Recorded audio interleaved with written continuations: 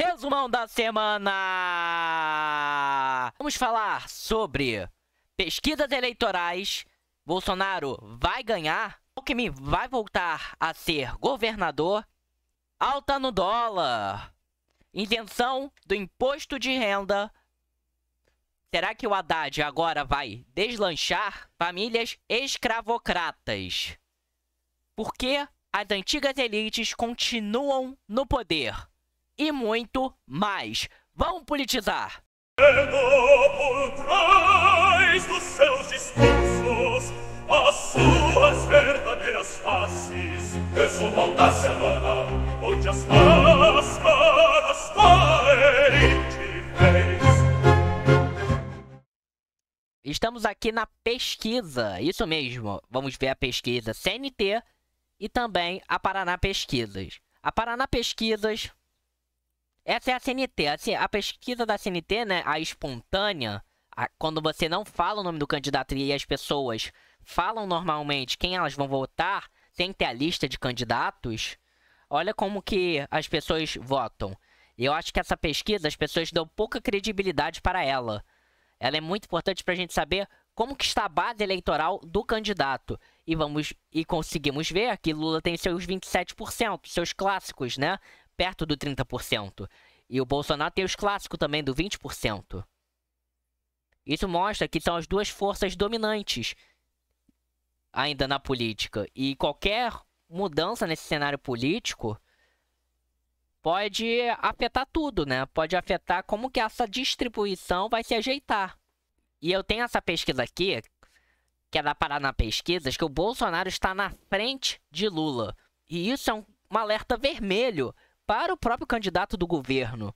Mesmo que a Paraná Pesquisas, às vezes, erre alguns, mas às vezes ele também acerta. E mostra como que o Lula está fragilizado. As pesquisas estão dando o Lula por volta de 35, 40% de aprovação. Isso é pouco para um governo que acabou de ser eleito. Acabou não, né? Mas ainda está com mandato. Com o mandato ainda pela metade, né? Agora vai passar da metade, mas eu acho que isso é muito perigoso para o próprio governo. Qualquer candidato que venha mais à direita pode sim ter muita força nesse cenário político. Aí aqui temos o cenário número 1, que é Lula e Bolsonaro. Mesmo Bolsonaro esteja inelegível, né? E que seja difícil ele se candidatar por conta dessa questão também da tentativa de golpe, né? Sobre essa tentativa de golpe. E o Lula está empatado na margem de erro. E isso mostra os sinais de fraqueza desse governo. O governo não está conseguindo dialogar e ter melhorias como prometido na sua campanha. Aqui, eu sou um crítico de todos os governos. E a gente enxerga que o Lula não consegue fazer uma boa performance. E o Pá Marçal, olha ali, ó, já está com 8,4. Isso mostra que a direita ainda tem novos ares de renovação. A direita está forte. O cenário 2 nos mostra sem o Bolsonaro, que é o mais realista possível dos cenários. Lula, com seu nome, ele fica com 34. E a Michelle Bolsonaro, que seria o nome do Bolsonaro, 20,5%, né? 20,5%. Eu acho que esse cenário pode não acontecer. Por quê? Bolsonaro, ele não quer Michelle como candidata. Ele já falou isso de diversas vezes. E eu acredito que Bolsonaro pode escolher uma outra pessoa. Ele vai tacar a Michelle provavelmente para o Senado. Isso é o que eu prevejo vendo as declarações e vendo as vontades do núcleo político. Mas olha ali, o Pá Marçal já cresce muito bem nesse cenário. Já está quase com uns 15%, né? 14%. Só que uma coisa que eu não entendo é por que ele está com a Simone Tebet. A Simone Tebet é porque eles estão sem gente para colocar. Se colocasse ali o Caiado, que já está como pré-candidato, a coisa poderia mudar totalmente. A Simone Tebet tinha que estar em só um cenário, não dois cenários. Eu acho que essa pesquisa falha, porque a Simone Tebet se candidatou muito bem para poder conseguir cargo, para conseguir o seu lugar dentro do governo Lula. Ela sabia que ia perder. E o Ciro Gomes até que impressiona, mesmo com a sua queda, né, dos 3%, ele está com seus 9%. Isso significa que o Lula, e olha que eu vou falar uma coisa bem polêmica, mas que que Lula, o pessoal falava, ah, se o pessoal do Ciro migrar, o Lula ganha em primeiro turno. Foi mentira. Foi mentira, porque o Lula nunca teria seus 48%. Você acha que os votos do Ciro foram para onde? O eleitor do Ciro não é um eleitor de direita, como muitas pessoas taxam.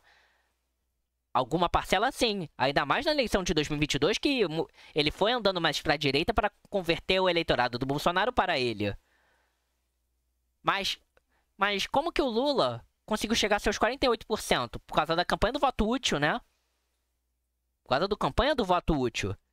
O Lula, se a gente tirar uns 5%, imagina o Ciro tem 8% de eleitorado. Vamos pensar assim no cenário de 2022. O Ciro perde 5% do teu eleitorado. E perde e vai pro Lula. Olha aí, o cara que tava com 43, empatado com o Bolsonaro, tecnicamente, vai pra 48.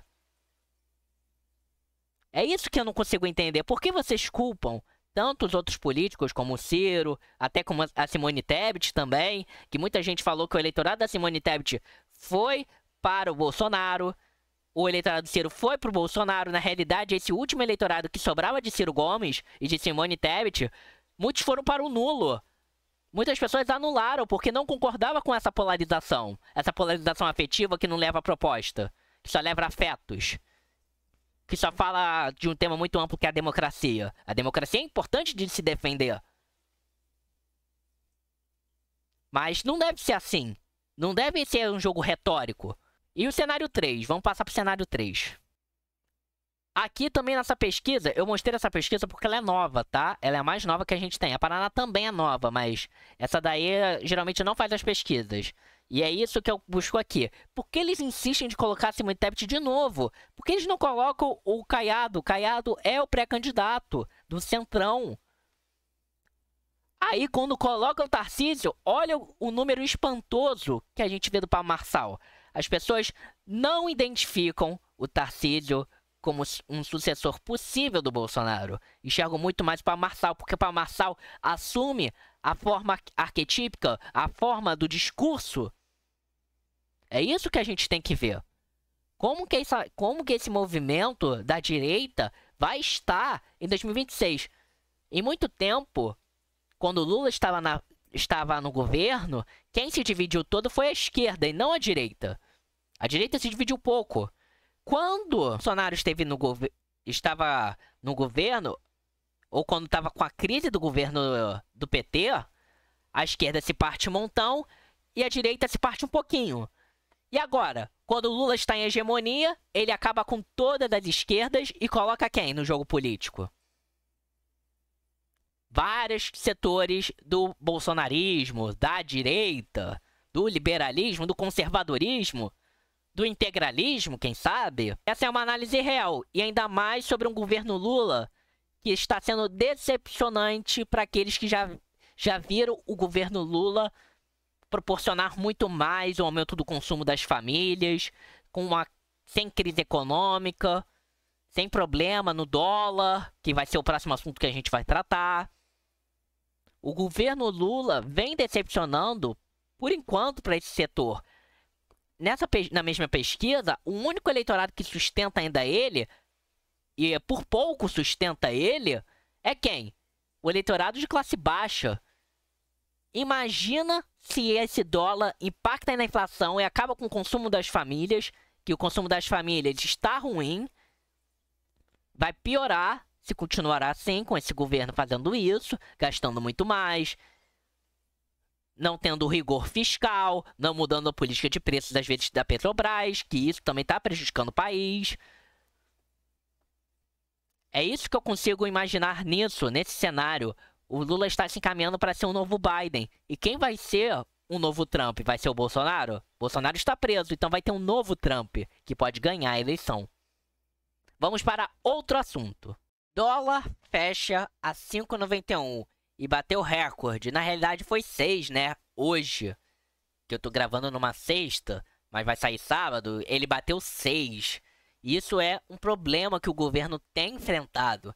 Ele não tá conseguindo se recuperar do déficit que está. Ele está aprofundando os problemas. O Haddad vai está fazendo novas reformas, que também falarei sobre isso. Isso é uma questão muito grave para o governo. Eu acho que o governo tem que vigiar nesse setor, porque quando começa assim, só termina com uma inflação alta e o povo começando a entrar em uma crise política. Aí vai vir um radicalismo autoritário para atingir a política. E isso é muito ruim porque isso abala a nossa democracia. E além disso, por que o governo também está tão endividado? O governo está gastando mais porque é um governo... Os governos de esquerda tendem a gastar mais. A ideologia de esquerda gasta mais nas contas públicas para proporcionar políticas públicas, serviços. Só que o governo, uma hora ou outra, vai cortando também os gastos. E por que esse déficit está tão grande? O déficit está tão grande por causa desses gastos, mas também por causa do Bolsonaro. Ah, mas o Bolsonaro não deixou com superávit? Em termos, sim, deixou em superávit. Mas tem algo chamado precatório, que é onde é uma grana reservada do governo que eles dão, geralmente, quando acontece alguma questão de ordem pública. Tipo, no meio da estrada que o governo federal... Vamos imaginar, é uma situação hipotética. O governo federal, uma pessoa está passando, aí a estrada é toda esburacada e a pessoa sofre um acidente. Ela pode processar o dito governo, né? E esse governo pode... E se ela ganhar na justiça, o governo indeniza essa pessoa. O precatório é mais ou menos isso. É a dívida nessa questão da justiça, né? E o Bolsonaro não pagou os precatórios. Essa é uma crítica que todos os setores podem fazer. Até os setores de direita, bolsonaristas. O Bolsonaro deixou com superávit. Aí tudo bem. Foi excelente. Excelente para quem também? A gente sempre tem que questionar. Mas o Bolsonaro empurrou a dívida dos precatórios para o governo Lula. O governo Lula já começa com negativo na conta. E o governo Lula é conhecido por também gastar mais dinheiro. Porque é um governo de esquerda. Tudo isso impacta o quê? Na balança. Aí vem o novo arcabouço fiscal que a Haddad tenta implementar. Cortes na educação e na saúde, que a gente tem que criticar porque são investimentos para o futuro. A educação é um investimento para o futuro. A saúde é um investimento para o nosso presente. Para aumentar nossa expectativa de vida, para melhorar a condição de vida das pessoas. A gente pode criticar isso. Com certeza, temos que criticar. Mas também o governo está gastando muito. E o que a gente faz nessa situação? Bem-estar ou economia? Ou os dois? Como que a gente deve se situar nisso? É um questionamento que eu deixo para você. E aproveitando para falar de Bolsonaro, daquela questão também que eu falei do golpe... Eu falei tudo isso num vídeo da semana passada. Então assiste aqui, ó, no cardzinho, o resumão da semana passada. Que é um resumão que fala tudo, mais ou menos esclarecendo um pouco sobre a questão do golpe que o Bolsonaro tentou dar na República. Antes de você escrever nos comentários, antes de você digitar me xingando, assista aquele vídeo e a gente debate nos comentários tudo. Nos comentários daquele vídeo, porque esse vídeo a gente vai focar menos nessa questão que tem perturbado a mídia brasileira. Vamos para outro assunto. Alckmin. Opções na mesa de Alckmin para 2026. Por que eu falo isso? Porque depois de toda aquela briga... Briga não, né? Porque os políticos são adversários no tabuleiro político das eleições. Mas depois de longas discordâncias, Alckmin se junta ao Lula, né, na eleição, fazendo uma chapa ampla, onde tem setores da esquerda até o centro, como o Alckmin, que é um candidato de centro, liberal. Agora, eles vão tentar se desfazer do Alckmin a qualquer custo, porque o governo está querendo governabilidade e não está conseguindo ter uma governabilidade tão boa. Claro que ele está entregando seus ministérios para os políticos do PSD, do MDB, do União Brasil. Mas você sabe que a política sempre as pessoas querem mais. O Lula já está ensaiando alguma coisa para colocar um vice-presidente do PSD, do MDB, de qualquer partido esse genérico de centro. Por quê? Ele tira um concorrente do jogo político e ainda arruma com o centrão. E o Alckmin, o que o Alckmin tem a ver com tudo isso? O Alckmin vai retornar à sua esfera a se candidatar a governador. E algumas pessoas falam que até a Marta Suplicy vai ser a vice dele. Eu já previa isso, eu já pensava que isso poderia acontecer, porque o Alckmin, ele morreu politicamente dentro do PSDB e quebrou sua imagem dentro das eleições. Então ele precisa meio que dar uma reconstruída. O Lula não vai ceder espaço para o Alckmin. As pessoas que falavam isso não sabem, não entendem o jogo político. O Lula, ele vai querer se reeleger. O Lula gosta dessa ideia de reeleição. Ele sempre fala a favor disso. E o Alckmin não é um companheiro tão confiável quanto as pessoas acham para o Lula. O filhinho do Lula é o Haddad. O Haddad é o filhinho do Lula. O Lula quer o Haddad sucedendo ele. Não outro político de outra esfera política. E se você gosta dessas minhas análises, se inscreva e ative o sininho. Aproveitando para falar de Haddad, ele isenta as pessoas no imposto de renda. As pessoas que ganham cerca de 5 mil para baixo, elas têm isenção. Por quê? Você sabe por que isso acontece. Momentos mais perto de eleição, os políticos tentam fazer isso. Isso não é uma crítica aos políticos. Os políticos vão tentar se reeleger. Isso é claro. O Haddad precisa de popularidade para se sustentar se ele quiser ser o sucessor do Lula. E o Lula quer que o Haddad seja seu sucessor. Você viu isso em 2018. O Lula não apontou outra pessoa fora do seu núcleo político. Não apontou Ciro Gomes. Não apontou outras possibilidades de esquerda. Ele apontou quem? O Haddad. O Haddad que é um quadro do PT. Um quadro do Lula. E essa isenção é uma medida que as pessoas falam que é populista. É populista. Mas garante votos. Garante benefícios, bem-estar para a população. Temos que elogiar o ministro por isso. Isso é uma ótima medida. Isso daí é o ideal para poder o consumo das famílias conseguir rodar, né? Rodar. Conseguir as pessoas terem um melhor bem-estar. As pessoas pagam muitos impostos. Ainda mais as pessoas que estão abaixo. Só que tudo tem um preço. O Haddad também vai apontar tais cortes que ele vai fazer. Ele já apontou que ele vai fazer tais cortes, vai tentar arrumar um pouco aquele arcabouço fiscal. Estão querendo propor uma atualização dele, que a gente vai acompanhar ao decorrer das próximas semanas. Tudo tem um preço, e o Haddad está tentando buscar o dele. Famílias que teriam origem escravocrata mantêm o poder há 200 anos. Isso é muito sério da gente conversar. Eu acho muito importante a gente falar sobre essa questão. Ainda mais uma área que eu gosto, que eu domino, que é a política nacional. E eu tô falando que eu domino, não é pra ser desumilde não, é porque eu gosto de estudar esse assunto e eu leio mais sobre esse assunto na internet, em livros, em aulas. As elites políticas antigas se perpetuam com as atuais. Se você for analisar a história dos partidos políticos, você vai saber que aquele Partido Republicano Paulista, que é dos oligarcas paulistas, o Partido Republicano Mineiro também, que são dos oligarcas mineiros, vão indo para frente e compõem muito do nosso centrão, sabia? E até da esquerda, e até da direita. Os políticos vêm se reverberando no poder com familiares. Isso é muito grave porque não temos rotatividade no cenário político. Mas eu acho que essa manchete criminaliza muitos políticos. A mídia faz super errado isso. Isso que eu odeio na mídia. Eu odeio tudo isso que acontece. Porque tentam criminalizar a política de corrupta.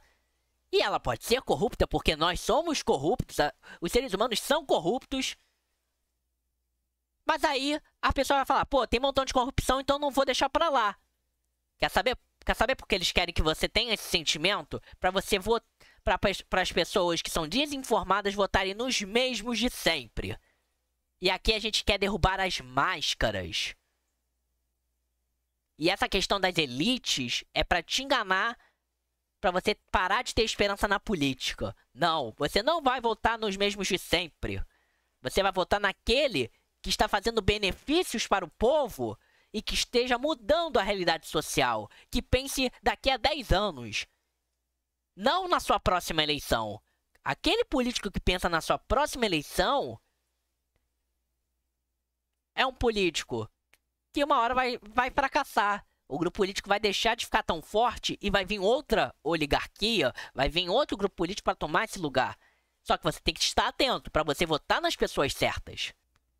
Eu acho que a mídia criminaliza muito a política e pra gente deixar esse assunto pra lá. Mas aqui nesse canal a gente quer voltar o assunto pros braços dos brasileiros, dos cidadãos.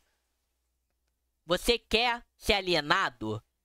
Então saia daqui e não volte mais. Mas se você quer parar de ser alienado, venha fazer parte desse clube do vamos politizar, vamos entender todo esse discurso. A mídia quer que você não quer que você tenha esse preconceito de falar, pô, são os mesmos que estão no poder.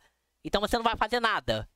Não, você vai parar de votar nos mesmos e você vai votar também nos caras que vão trazer a transformação. Qual o problema de votar nos mesmos? Eu questiono vocês.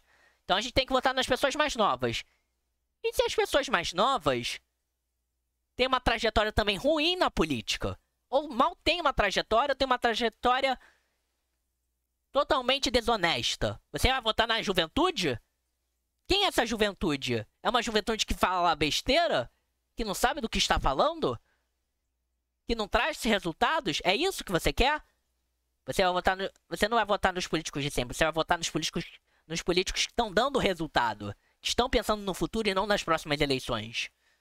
Nos políticos que têm um projeto de país, um projeto de governo. Quando você for analisar para votar em alguém, leia o projeto de governo. Vê se tudo faz sentido. Se nada fazer sentido, se nada fizer sentido, você já sabe quem não deve votar. Eu acho muito triste como que a mídia criminaliza os políticos. Só que os políticos também se esforçam para serem criminalizados, né? Por isso que você tem que se informar. E olha que tem muitas famílias que se perpetuam, né? A questão da escravidão, que é muito grave no país. E a gente tem que brigar muito, né? Temos que brigar muito, porque a escravidão é uma dívida. É uma dívida quase eterna, né? Claro que a gente não deve pagar isso pra sempre. Não deve ser permanente. Não deve ser permanente. Mas a gente sabe que a política se reverbera os mesmos, aqueles que têm mais dinheiro. Então qual a solução? Mudar a mídia, apoiava o sistema distrital. O sistema que recortava tudo em distrito. Posso falar? Porque ele propunha isso para reforçar a questão dos velhos políticos. O distrital, esse famoso distrital, né? Que nem é o nome certo. A gente não estuda na ciência política como distrital, mas eu gosto de falar distrital para vocês entenderem. Você mudar o sistema pode ocasionar numa maior concentração desses mesmos políticos.